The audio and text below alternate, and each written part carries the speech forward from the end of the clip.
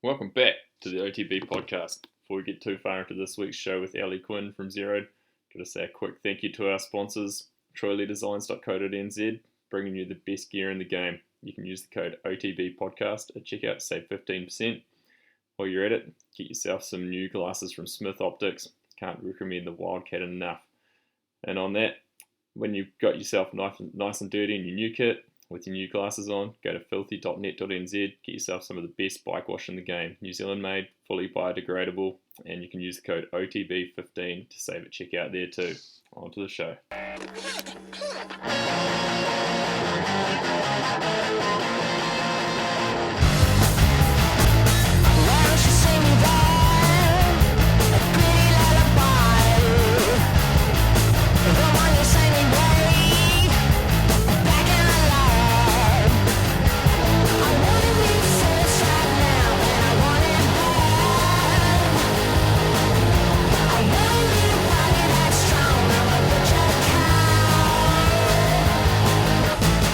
Nice.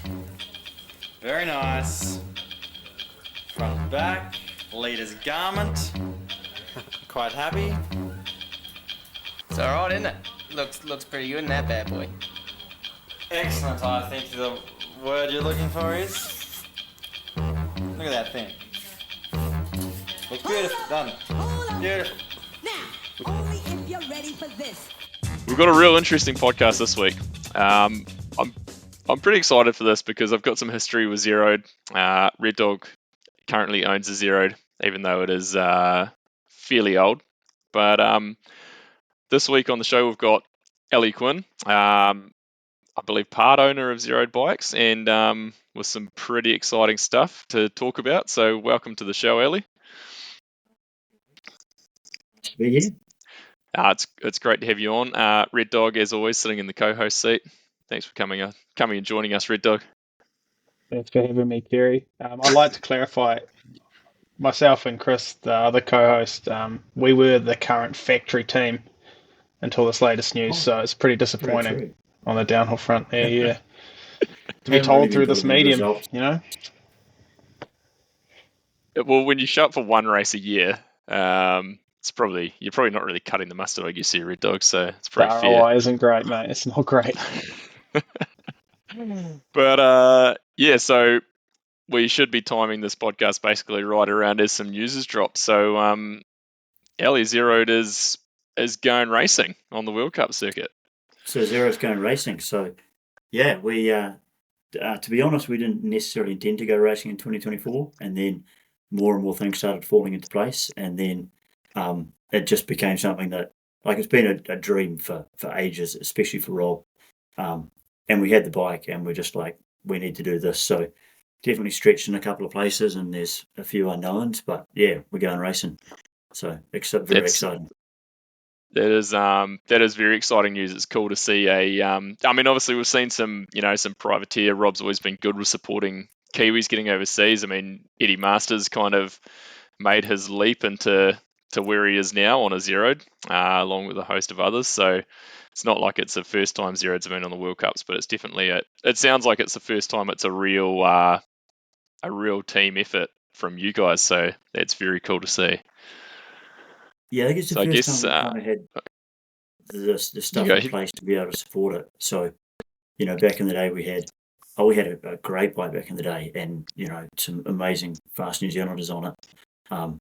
And yeah, sort of pushed it to almost as far as we could go without getting really serious and dropping big money and big commitments in. And so it's nice to be able to come back to it and have a real crack this time. So I guess we dropped a few little hints because we knew there was something going down, although we didn't know a lot of information on the our last Team Rumours pod. But Sam Blenkinsop on the team, and we actually don't officially know who else is on the team, so you have to break the news to us right here and now. So the other one is Taylor Vernon, a Welsh kid, or a Welsh young man. Yep. Real nice guy. When Masters actually put me onto him, so when we knew we were going to do a team, I got in touch with Quinn and said, look, all the fast privateers out there, and guys that can ride fast, guys that can kind of have the right attitude, and who's who's really worthwhile supporting and who's looking for a breakthrough. And so there are a few names on the list, but Taylor was pretty near the top. Taylor was actually at the top. So send him an email. That's cool. Yeah, it was very cool. So yeah, and he was really good. He was really open to it. We got him a bike to test, and then after riding it, he was all in. That's good. Awesome. I mean, obviously we saw him. He was brought up through the ranks in the Atherton program. So I mean, clearly they saw something special there, and it seems like he's still had some good results over the last handful of years. But it'd be good to see him, with some good backing and on a good bike. So excellent stuff on that side. So yeah, I agree. I believe he was a third at Hardline. He's just down the road from the bike park there, as I understand it. So he gets a bit of time there and with the Athertons, no doubt.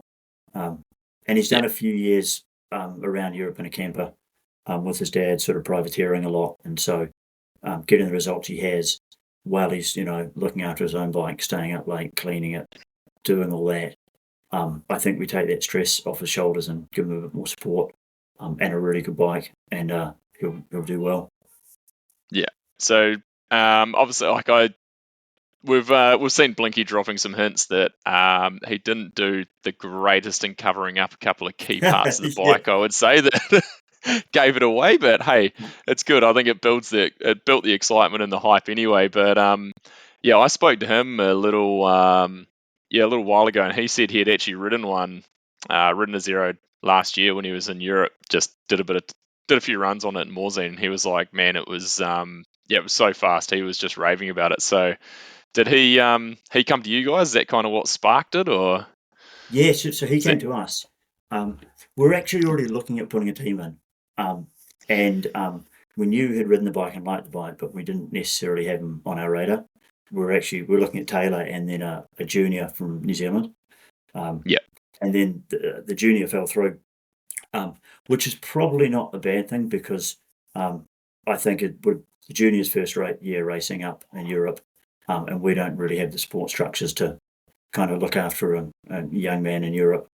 There's a lot more to that than just putting on some pits. There's a lot. A lot there. Yeah, that's a lot. I can only imagine what goes wrong, and you guys probably know what goes wrong. So, yeah, everything. Everything. And so, he ended up with another offer, and we chatted to him and pretty much said, "Hey, look, this other offer is probably going to support you more with the whole first season in Europe." And so he was a bit gutted because he'd been trialing the bike for a while as well, and loved it. But then it just made more sense for him to go with someone who can really look after him in the first year. No, and then around about that stage, makes sense. Blinky got in touch. So he had, with this really, the whole lead up to the World Cup's just been these really random series of events that have kind of fallen into line. We had, because we made some test bikes back in, they came out in March of last year. We only had 4 of them, and the idea was to push them out to people and get people riding them and get some feedback. And there's this old school downhiller from Palmerston North, Stephen Humphreys. I thought you were going to say James Rennie. He's an old school downhiller from Palmerston North. Older than that. I used to, back in the day when I dabbled very lightly in downhill, I did a few races with him. And he's been a lifelong fan of Zerode, so he was like the first on the list for the pre-orders. And then he got in touch and he said, "Oh, look, I'm going to Morzine for a couple of weeks. And I know the bikes aren't coming out for like 9-12 months, but you've got some prototypes there. Any chance I can take one of these to Europe?" We kind of looked at them. We thought, well, it's coming into wintertime in New Zealand. Probably be nice to have a bike in Europe. And he was pretty persistent. And we're like, yeah, sweet. We'll give you this bike. Take it to Europe. Go ride it for 2 weeks. And then we'll find a home for it up in Europe somewhere. And so he did that, loved it. And then someone put me onto Marshy at the same time. Yeah. And he was a little bit interested. And then it turned out that at the last minute, Stephen had to fly home, and we hadn't really organised shipping the bike anywhere. So I said to Marshy, "Hey, look, can we just dump this at your shop?" And he was like, yeah, sweet, I'll hang on to it for a while. And so then he rode a few laps on it, and then he sort of started sending me emails saying, "Oh, can I hang on to it for a bit more? Can I hang on to it for a bit more?" And that was right about the time when the World Cup came through, and so then he had it for those weeks, and I think yeah.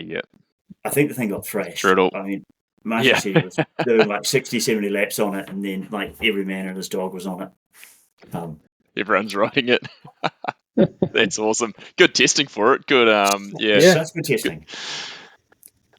And so That's great. It's funny. Yeah, Marshy and I go back a long way, and we tried to put together a World Cup effort on Zerodes back for, it probably would have been like 2012 or 13 maybe. Wow. We were like trying to flip a whole bunch of stones back then, see what we could find, but yeah, in the end we kind of pulled the pin on it, and I decided that going racing again was probably not the best idea for actually financially setting myself up in life. But yeah, go back a long way with Marshy. Is he involved in the team in any way? No, he was just like, No. It's been amazing. There's been all these like really super helpful dudes, who've just been like, yeah, I'm really into this, and I like what you're doing. How can I help out? So, he was really good for testing and feedback. So he had, Yeah. lots of things, and so that was super helpful. But just Yeah, cool. Obviously, the contact was he for me, those of you who don't know who Marshy is, he was Greg Minar's mechanic for a long time. I believe last year was working for the Pivot factory racing team. So yeah, he's got a long history in the World Cup scene. So yeah, I could see how he could have been an asset too. So have you got others involved, sort of running the team, on the road over there, mechanics, that sort of thing? And so it's quite a mix. So we've got Bradley Lauder as our road manager over there. Yep. Oh, nice. So yeah, he seems great. He's a great people person. He's been with Zerode for years. Absolutely. He can definitely ride a bike. And he just knows lots of people and knows how stuff works. So we're setting him up with a van with a bunch of bikes and a bunch of spares, and he'll roll around to each event, be there, get things set up, and then Sam's doing a bit of his own thing in his camper, and Taylor will be travelling in his camper as well. And so the idea to be able to spread our resources is everyone turns up for race weeks, Bradley sets it up, and then looks after the boys. Mechanics, we've got a real mix because we don't have any one mechanic dedicated. So on the UCI Regio, I think I put down, there doesn't seem to be a limit, so I put down I think like 8 or 10 people, because these people may or may not end up there. Yeah, fair enough. Awesome. As yeah, well that's as putting great. down Taylor's parents. I think Taylor's dad is press officer and Taylor's mum might be photographer. I figure get names on lists and then figure out where they fit in later. Brilliant. Oh, that's good. That's good to hear. The key thing was to get Brad Sauter as road manager because he's a real key person, and then a bunch of mechanics. Rob might go up for a little bit. We've got Smurfy, who's based over in Sweden. Oh, yep. Who will be able to come across for a few, and that man's a mechanical genius.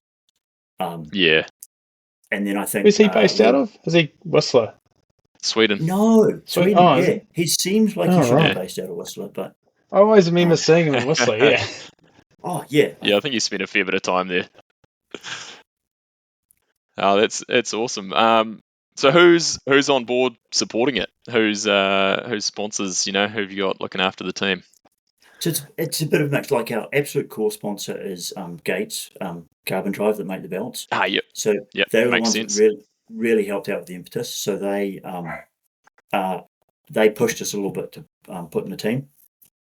In fact, they were kind of the trigger because back in must have been October, or just before Monson Ann last year, they rang up and they said, "Hey, we're looking at getting more into downhill. Would love you to fly over and come to Monson Ann with us, and we can talk about what we're doing next year." And so it turned out I couldn't make it, so Rob and Smurfy went over, and then had a great time with the Gates guys, and they came back and they said, "Okay, we're interested in helping you put in a team," and so kind of came up with some anchor funding. So they're kind of number one. Pinion's there, obviously. because we run their boxes. It's a bit of a mix because Blinky's going to bring his own sponsors because he's got personal deals with Suntour and the likes. Yeah. But the Hayes group has been super supportive as well. So Hayes brakes, Reynolds wheels. And then for suspension, we're most likely going to run with Fox because we still run Fox OE on the bikes, and that's the spec. And Fox Fox are keen to support. Yeah, it makes a lot of sense. It's cool. It sounds like it's a good setup. So I can imagine you've had a fair few hours on Zoom over the last couple of months of trying to make all this work. Yeah, there's been a lot of that, and I mean, because a lot of the stuff's UK and weird time zones, so a lot kind of on email, and then you just get together on a quick Zoom to be like, okay, are we doing this? Does this all make sense? We're going ahead. And you kind of get to a point. Oh, sorry, Dog. Ellie, what's Gates' motivation behind wanting to get into downhill? Do you know? It's interesting. So Gates are looking. I mean, I'm inferring a bit here, but Gates are like a massive company, and most of their revenue comes from making belts that sit inside internal combustion engines. Yeah, I figured it must be something like that. Yeah. Yeah. Kind of looked at the landscape and thought we probably have to diversify a bit here. And they've had a bicycle division for quite a while, but it's never really had, I don't think, quite that much love. And so now they've spun off a whole division called Gates Mobility, which is looking at bikes, but also electric powered delivery vehicles, sort of micro transportation things. Okay. But then, they looked at, they backed Gamix Racing for quite a while. Yep. There's another world team. And in fact, I didn't actually know this until middle of last year, which would have been a hurdle, but you couldn't run a belt in UCI, apparently, because the rule said chain. And so then Really? Gates lobbied for a long time to be able to get UCI to accept belts in competition. And so to some I think extent, that's a rule that not a lot of people have heard about before. No, exactly. I've never heard that, so that's interesting. I had no concept of it. So we kind of ran in on the coattails of some pretty solid work, admin work from the Gates guys and from the Gamix guys. That's super interesting. Yeah, it's funny you made that specific mention of them doing internal combustion engine belts, which I think is a lot of people trying to diversify themselves away from that at the moment. I think so. Eh? Yeah. Where can we go from here? They just got Chris Sagai from Niner Bikes just came on board to kind of really spearhead their bicycle division. Okay. Okay. Yeah. And it's been super interesting talking to him because he makes the point that to some extent Niner Bikes really pushed and and did all the hard work to get 29-inch wheels sort of accepted. But then all the other manufacturers picked it up, and Niner almost got caught up in the tidal wave as everyone else took it on and became mainstream. And so there's been some, albeit quite crystal ball gazing future stuff, discussions around if gearboxes and belts go a similar way, if they get more and more accepted, then Chris is really interested in what happens as other manufacturers pick it up and how do you navigate that, being one of the first movers, to still stay relevant and important when Specialized and Trek are coming out with gearbox bikes. That's the tough thing, isn't it? Yeah, you look at that with Niner, and I mean, they were kind of the first mainstream. Well, but they were still pretty niche. And as soon as those big brands take it on, everyone forgets about the early ones. So, very good point on that one. So you mentioned Rob going up to Mont Saint Anne, and thanks to one Sven Martin, there was some heavily featuring rumours of MS Racing had parted ways with Mondraker. Sven had popped a wee cheeky Instagram story up of the guys from MS and Rob and a Zerode. So how close did talks get with the MS guys? Was that actually something that was potentially moving along at any point? We did have some talks with them, and they were keen. They liked the concept, but it just came down to finances, the amount, the size of the team, the amount of money it takes to get it rolling is pretty huge. And when they moved away from Mondraker, it was a big chunk that had to be filled by another bike company. Yeah. There was a brief period there where we were looking at sponsors or people outside the bike industry that might contribute. But yeah, it didn't really come to much. So I think Marcus was keen, but he was also running much more mainstream options like another bike brand, and they've ended up on Intense, which is cool. It's another one of those history stories. It's like us going back to, we were back there in the day with privateers. It's cool to see MS back on Intense. Yeah, well, the number of frames I'd heard through the grapevine of kind of what they were what MS were looking for, and the sheer number of frames alone, I was looking at going, holy shit, like that is a lot. I had that conversation. I'm like, that's our entire first production run. It would just be given to you. So that was going to be a bit of a showstopper. Yeah. Yeah. No, as soon as I saw that number, and I was thinking like, it was sort of pretty much what crossed my mind. I was like, that's got to be a bulk of what you guys would do as a production run. So, but hey, I mean, you guys, it fueled the fire, and there was some, plenty of rumors going on there. So I guess that helps bump things up into what's developed to now. But I'm excited to see how the team goes, because I mean, we all know and love Blinky. I mean, I'd say most of the people that listen to this podcast have probably been fans of him for a long time. So he's a very dynamic and stylish rider. So there'll be no shortage of footage of him, riffing around on the bike. I agree. I think everybody just likes to watch him ride. There's something about the way that he rides that you almost look at it, and for a second you imagine that it could be you doing it. Because it's just so smooth and so clean, and then you realise that there's no way in the world that it could actually be you doing it. But it seems both like super impressive and somewhat accessible at the same time. I think that's just magic. Yeah. Hey, have you had obviously the World Cup changed a lot last year with the introduction of semis and finals, and it was a big shake up, I think, for pretty much all the Kiwi riders. But he still had some good rides where he was, getting through there and damn near making the finals. So I think we'll be pretty excited to see what he does on the Zerode. But is the plan for both guys to race the full World Cup series? The plan's changing a little bit. So originally, Blinky he said he was going to do some World Cups and fill in with some other races, some hard lines and some crankworks.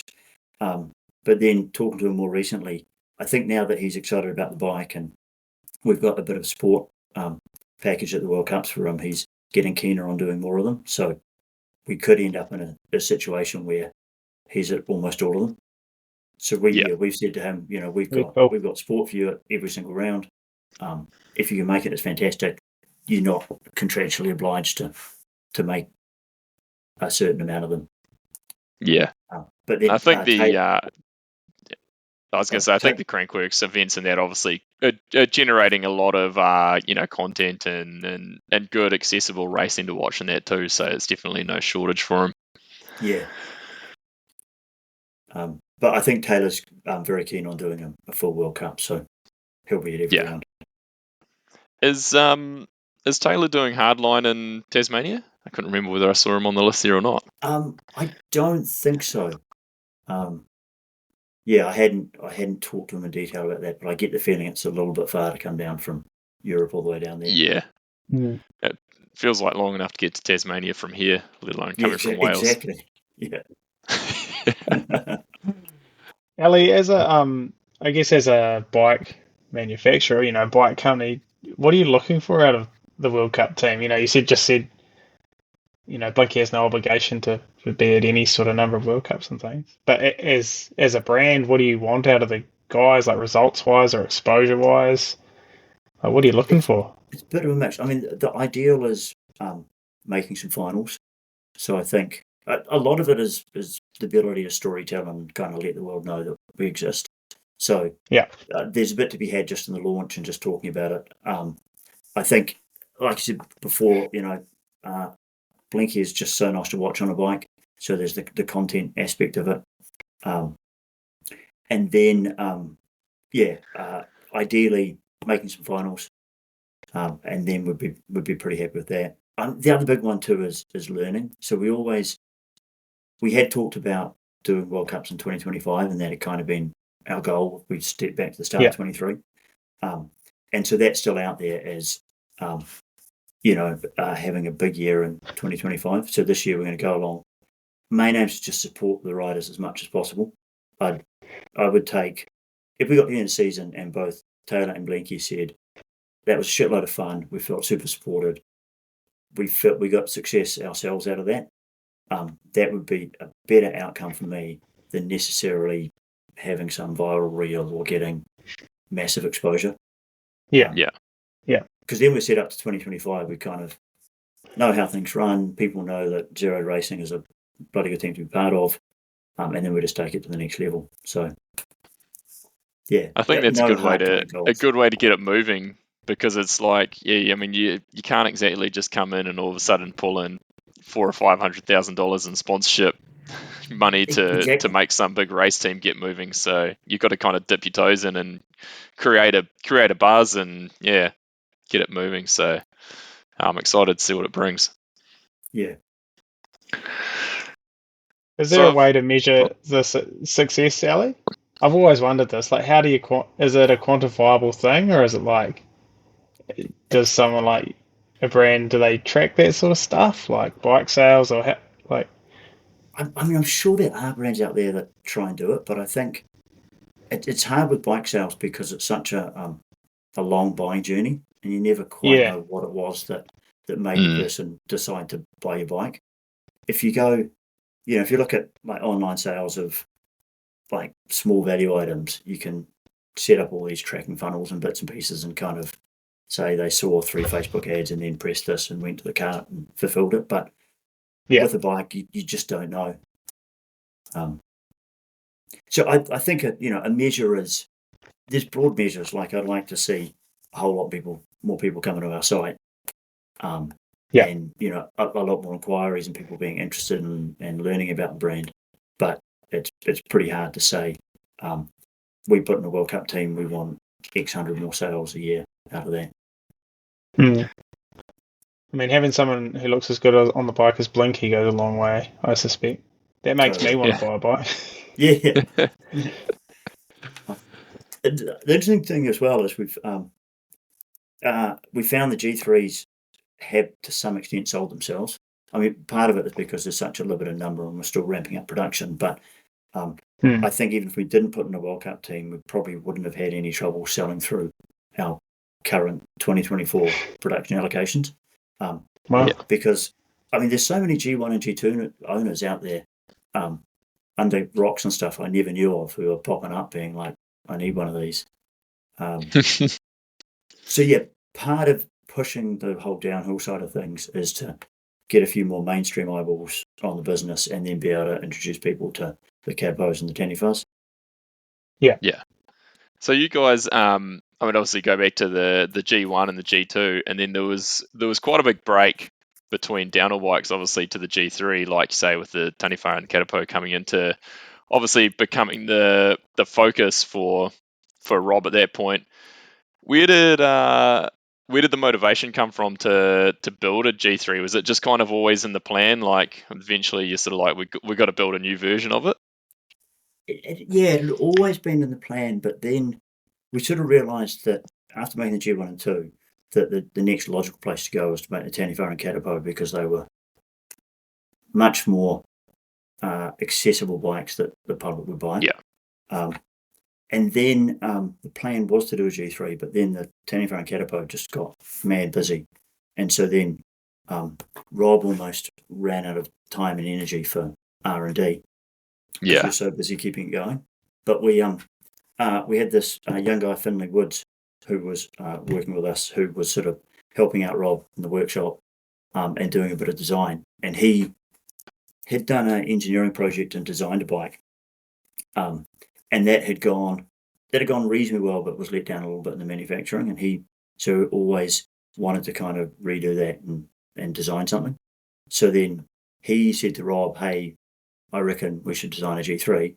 And so Rob actually said to him, look, you started out. And so the G3 design actually started out with sketches and even quite fully formed design from Finn.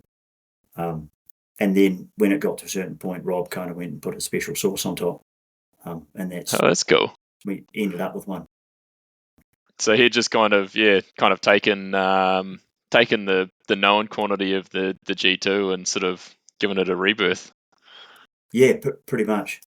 I mean, the kind of physics behind it's still the same, and the central concepts are pretty similar. They've just been brought into modern geo, and a belt, and nuances here and there. So I guess the next logical step is an e-bike. How many inquiries have you been getting about that? Oh man, yeah. And it's funny because the amount of people who give you not just an inquiry, but they give you like helpful tips on how you should go about building the e-bike. And it's usually I can imagine. Oh, actually, it'll be really easy. Why don't you just ... And I'm like, okay. But yeah, we're keen on an e-bike. In fact, Rob is super keen on an e-bike. He's now all over e-bikes. And I mean, the Pinion motor gearbox unit is a fantastic piece of kit. Mm. The tricky thing with the e-bike was that Pinion wouldn't let anyone who wasn't based in Europe. You had to be a European manufacturer to get access to any of the R&D tools. And Pinion being Pinion said, they do things really well, but they do take some time and they're quite conservative. And so that's a very German. I mean, I work for a German company. I know it all too well. And so they were keen and they liked what we're doing, but they're like, look, if you guys just hold on to like 2026 or 2027, then we can let you have a unit down there in New Zealand to R&D with. And that was going to take too long. So we ended up setting up a European subsidiary, getting the Zerode Europe off the ground, which made sense for other reasons because we had a bunch of customer inquiries up there. And then probably a week after we incorporated Zerode Europe, I went back to Pinion and said, we're now a European business. Can we get the specs and a test unit? And they're like, yeah, no problem at all. And so... Oh, no way. Oh, it's incredible. But yeah, so now Rob's got a prototype version of the motor gearbox unit, and he's, in his words, paper macheing something around it. So fantastic. It'll be Rob's take on an e-bike as well, so it's going to be a little bit different. Yeah, don't expect the norm. That'll be cool. I was actually just today. I was looking through on the website the history of Zerode, and it was funny just looking back at his old bikes he's built, his trail bikes and that. And so I'm looking forward to seeing what he puts together out of this. Sure, there'll be some interesting prototypes getting ridden around out there.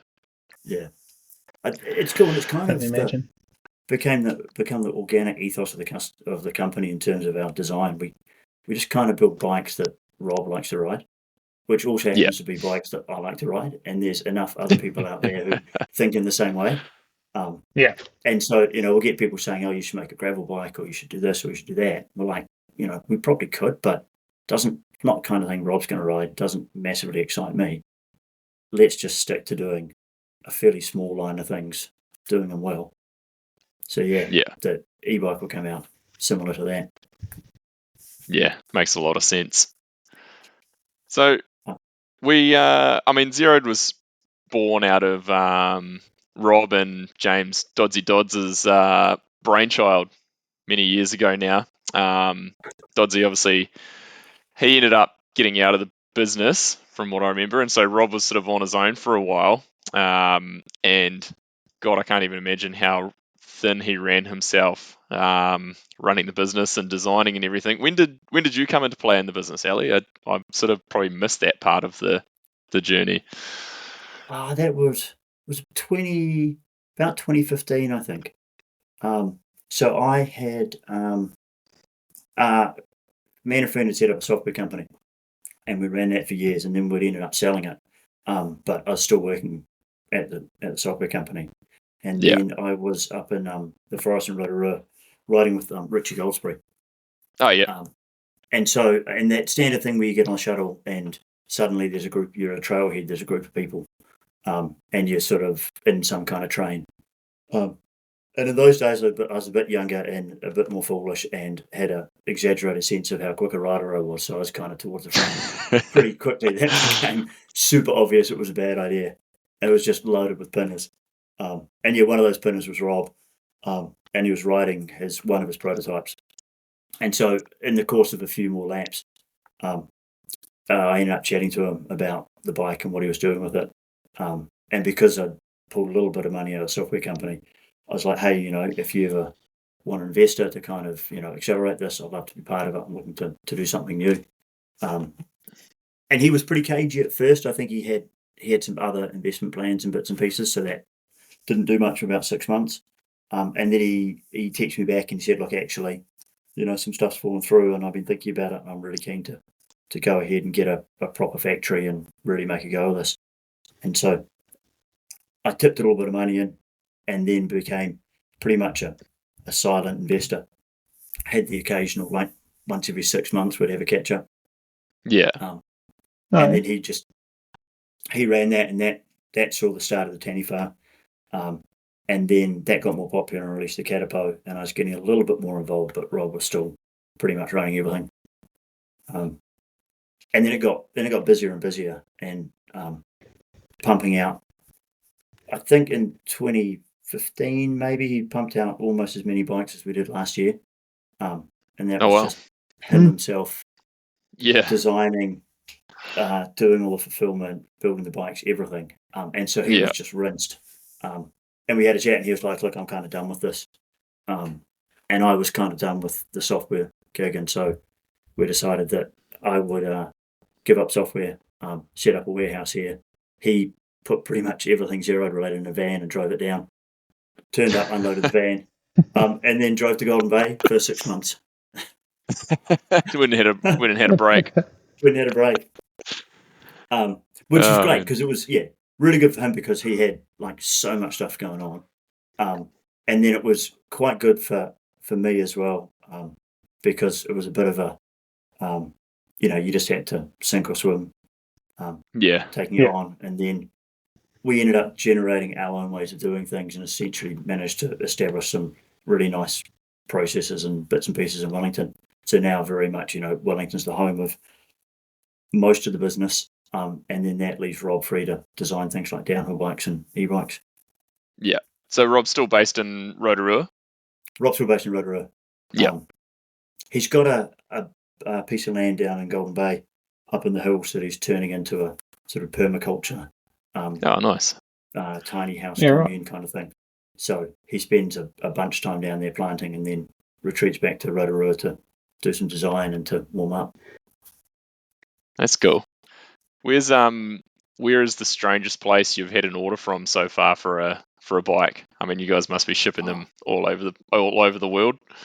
So we had some orders out of Russia, like a few years ago before the sanctions hit. And that was super complicated. So the guy who bought the bike ended up having to set up some sort of Russian company to bring it in, and it was this massively complicated process. Oh man. Where else? We get a few out of Singapore and Asia. Yeah. I mean, it's funny that some of those places have massive scenes like that you just wouldn't realize, like Singapore and even like we saw with our good friend Cam Cole being in Iran. Like this is big riding scenes that you wouldn't expect to be around.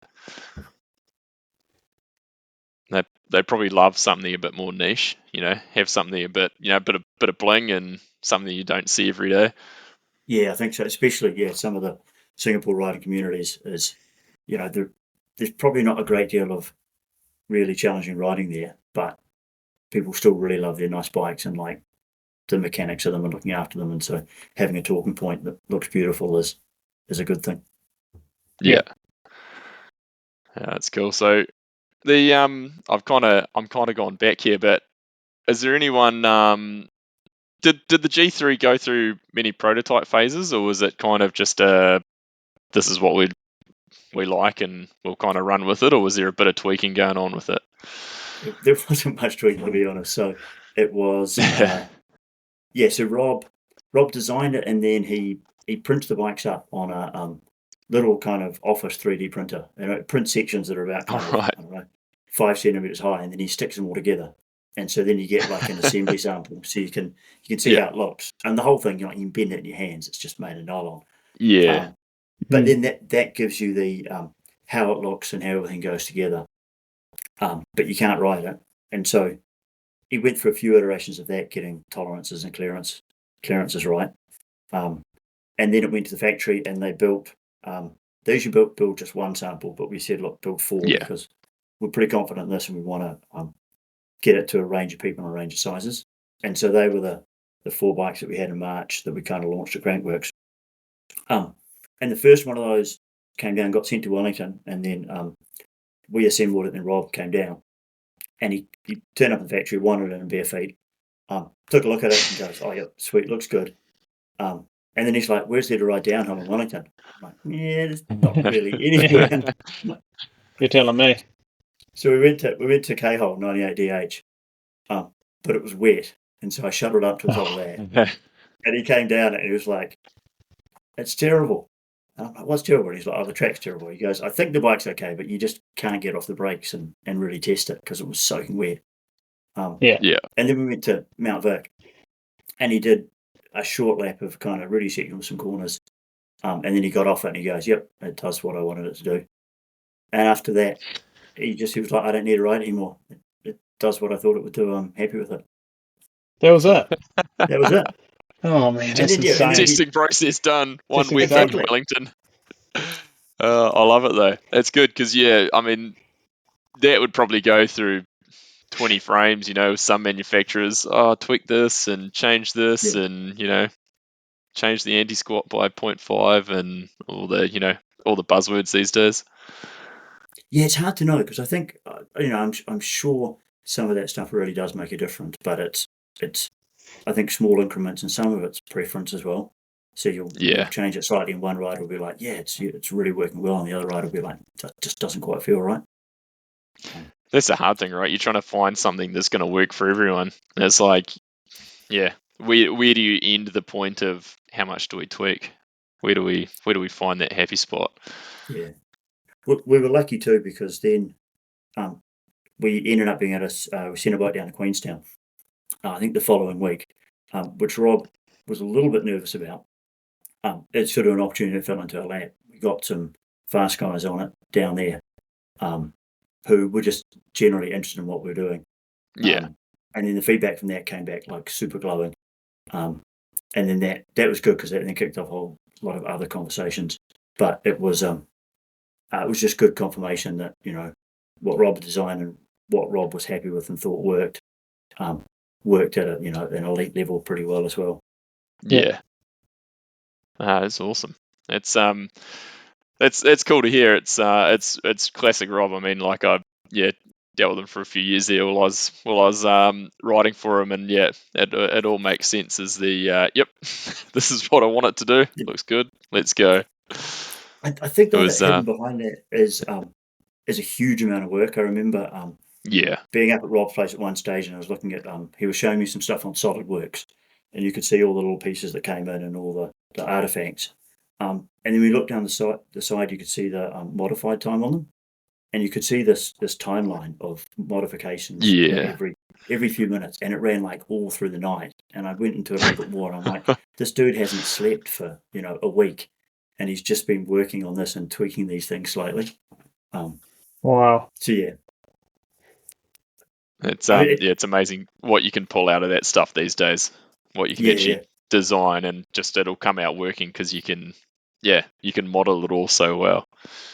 And I think we're past the days of it's pretty hard for people to make a shit bike these days. Like I think the basis is pretty well there. So, and then I think Rob's like just a bit of a mad scientist when it comes to knowing how that stuff should work too. So perfect combination.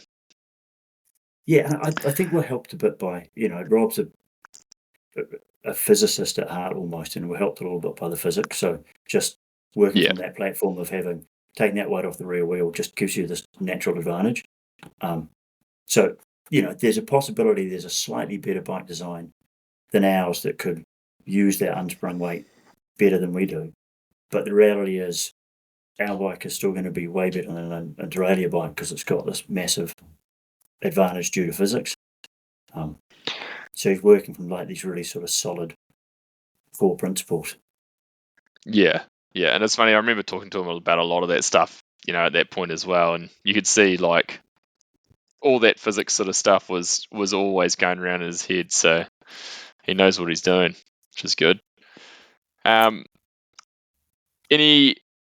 frames are, forgive my ignorance, they're aluminium, aren't they? The G3. Yeah. Any thoughts on carbon down the road, or? Not at this stage. So I mean, aluminium's easier to tweak and change through the development cycle. So potentially, if we end up with a design in a couple of years' time, and we're like, pretty much this is baked in, then possibly move to carbon. But it's not particularly heavy. Sort of, it's there or thereabouts as modern downhill bikes go. And so we don't sort of see the need for carbon. Unlike the trail bikes where you're always sort of aware of the weight. And would go swing towards carbon for that. Well, I think for a downhill bike, there was kind of this race at one point of like, we need to make these things lighter, because at one point they were so heavy, and then it went almost to the point of being, it went too far. They got too light in some aspects, and I think there's been a bit of a change in that in the recent, just even in the last few years, where people are adding weights, strategically placing weights on the frames and that to try and change characteristics. And so, I don't think there's any real downside to aluminium again at this point. Like, there's no real penalty to it. Yeah, we went to like running air shocks and like single ply tires and all sorts of weird stuff to try and get the weight out of them, eh? Yeah. And they got like that V10 you have will be in that era. Older one you've got. I just recently bought about a 2014 V10 that I found on TradeMe just because, and I think I weighed it. It was in the like 13 kg range or something. Like it's insanely light. Yeah, and I couldn't believe it when I weighed it. I was like, holy shit! But it was and you like this is too far. This was the era of when they just gone completely backwards. So just go and smash them. It's interesting. Yeah, pretty much. Put a dropper post on it, and just walk up to a race. That's good. Are you looking to learn anything from the World Cup team that you can take over to like the Caterpillar and the Taniwha and things, Ali? Like, is it sort of feedback or design principles? I think so. I mean, a bit of both. We'll get the guys on Caterpillar as well, and so they'll be riding them as their trail bikes, and so they're kind of familiar across the platform. So I think we'll get some direct feedback from them on those. But I mean, they talk a lot about whether or not we'll make a high pivot trail bike. Rob's early designs were high pivot. The G2 was high pivot. We're still leaning towards. We got some early designs for a new Caterpillar Taniwha, but it's not till the end of 2025, just because we've got e-bikes and downhill bikes to build first. And at this stage, we're still not looking at high pivot on that. We think that it just adds a little bit too much complexity, and with the centralized weight in the middle and the low unsprung weight, we reckon our suspension ends up similar performing to a high pivot, without having the extra hassle. It does add a fair bit of complexity. But I definitely think there's going to be opportunities during the World Cup for a bit of experimentation and changing on the G3 platform, which will then potentially come up with something, even if it's a chainstay length thing or some kind of geo options we find. We can then take some of those learnings and translate them back. Do you have the ability to do anything on the fly? Like, not in terms of so much like at the track adjustment, but could you fabricate swing arms on the, as an iteration or things like that for the guys, or is that a longer process?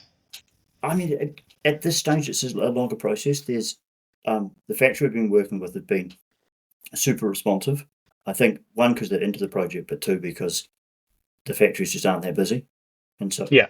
and so if the rest of 2024 stays like it's been for the past 6 months, I think we'll have a lot of ability to do stuff quite rapidly through the factory. Nice. But then also we've been talking to Gamix, who they've got their own full CNC factory and stuff up in Switzerland. They make all their own frame parts, and so they're saying they actually make some on-the-fly frame parts for other teams as well. So there's an opportunity there interesting. to have them, to work with them to be able to fabricate all bits and pieces. Yeah, I guess potentially you could, tweak a linkage or something like that, which would be a relatively easy component to actually modify to get some changes out of the rest of the bike. So, yeah, it'll be interesting. It'll be really interesting to see. I'm definitely very curious to see how the guys go, and looking forward to catching up with Blinky on how he's feeling on the bike. I think we'll have to catch up with him before too long, Red Dog, and get him back in here for one of these to hear his thoughts. Yeah, absolutely. I'd like to think the previous factory team at 26-inch Nationals last year got Blinky interested because he did come and look at my my G2, and he seemed to like that. So I can only imagine that it's led to him on the G3. You're probably the catalyst, I'd say.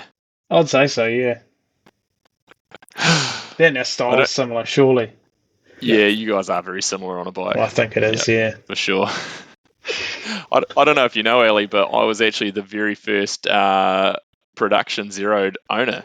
So I got the very first G1, yeah. So it actually popped up like a week or so ago on my Facebook memories. Me and Dodsy were up till about 1 a.m. building it in his shed in Rotorua, and then we got up at like 5 and drove to Napier and raced the national round on it the next day. So we're the very first ones in 2011 that must have been. So it's and that frame, maybe like a year ago, someone randomly popped up and they're like, "Oh, I think I bought your old frame." And so they sent me pictures of it, and so it's still around, it's still out there. This guy was riding it, which is cool. They just keep going, those G1s and 2s. There's a couple of guys up in Whistler, mates of Smurfy's, who have had them for 10, 15 years, and they just lap A-line all the time, like every day of the week. And so they tens of thousands of A-line laps on some of them.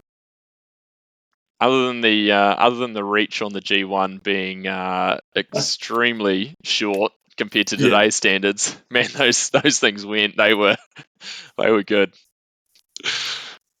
Very good. The G2. The G2 wasn't much longer, although it didn't grow very much, unfortunately. But that's all right. We got the G3 to look to now. But yeah, have you done much riding on the G3, Ali? No, a little bit. I ended up, for our launch video, I ended up riding it because we didn't have anyone else. So I did a bit of riding up Mount Vic, and just the brief was to just ride in straight lines and not really worry about what happened once you got out of camera shot, as long as it could look fast. And it was amazing because I just launched into stuff thinking, I'll probably wipe out, but at least I'll get something good in the can. And the bike just kind of floated through it, and so throughout the day, you just got more and more confident. It can be a dangerous thing sometimes, can't it, that confidence? Oh, it can. And you're going so much faster than you think you're going because it's kind of smoothing stuff out. And so you kind of think, this isn't so bad. And then you get to, I don't know, a corner or a cliff or something, and you realise you're too much speed. Downhill bikes can be dangerous. I remember a lot like riding stuff, especially in Christchurch, that I rode on my trail bike a lot, and then next thing you're on the downhill bike and you're like, man, I can go even faster and faster down here, and next thing you're like barely making it around the corners because you're riding straights way too fast, and that's good stuff. Got anything else, Red Dog? I think we've had quite a few good topics. Are you heading over, Ali, to be with the team at some point? I'd love to. People ask me that, and I sort of say two things. One, to start with, we'll just put the money towards the team. If we're doing well and we're selling some bikes, then I might treat myself. But also, I think I'll wait until things are kind of running nice and smoothly and kind of walk in at the end like the little red hen rather than being there too early at the start. Yeah, you don't want to be there when there's all the teething trying to work everything out. And Oh, exactly, yeah. I'm Yeah. to sleep in my bed over here while it's going on. No, I'll definitely be having a few late nights here watching things. Actually, one last thing. What I'm trying to think of how to phrase it, or exactly what to ask. But what's been the toughest or the strangest or the worst thing you've dealt with on the UCI when setting all this up? Is there something that really sticks out? Because I can't imagine it's easy. It's interesting. It's not. Yeah, it's not easy, but it's also not quite as full on as everyone says. I mean, Yeah. potentially there'll be stuff down the track that trips me up. And I've had a bunch of help from people, but the payment thing really caught me out. So, the deadline of the 15th, and everything has to be in by the 15th, and they're pretty hardcore about that. And I had most of it lined up, but then I'd forgotten that it maybe takes a little while for payments to clear, and Yeah. UCI have to have the money in their account prior to the 15th. So there was a desperate scramble there to get someone up in Europe to pay it directly in time. Right. No time to wait for banks in New Zealand to get it over there. Exactly, yeah. And what else? Yeah, and apart from the other one of just naming a whole bunch of people on the team, because we don't necessarily have an absolute dedicated roster yet. Yeah. No, that's good. I'm glad you've got through it and you made it with some help. So it's good. We're definitely being a team too. Yeah, we're definitely fans of that. So we're looking forward to talking about it all season long. Hopefully we see some good riding from those two boys on there. But yeah, thanks again for joining us, Ellie. It's been good. Really cool to see you guys getting into it, and can't wait to see what the future holds. Cool. Thank you. Good to talk to you guys. Very Thanks, good. Ellie. It was awesome. To all the listeners, thanks for joining us, and we'll see you on the next episode. What's up? I come from the land of down under.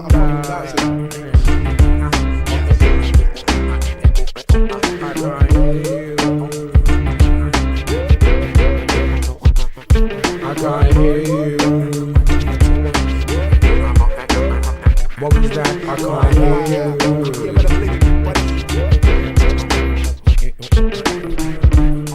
I let it be like John Lennon, the anti-serum that you don't get for poisonous venom. Read the label carefully, I'm only here for the show. I love hip-hop too much to let you feed my ego. In the key of F-U-C-K, Y-O-U. I mean, why do I owe you if you're not helping me through? I mean, why do I owe you if you're obstructing my view? Success is not my castle, just a house that's brand new. You see, I irrigate the culture, give it shape like a sculpture. Still complicated, rock like I'm supposed to. B-L-I-T-Z like my DJ. Rock to the rhythm like you rock to what he plays.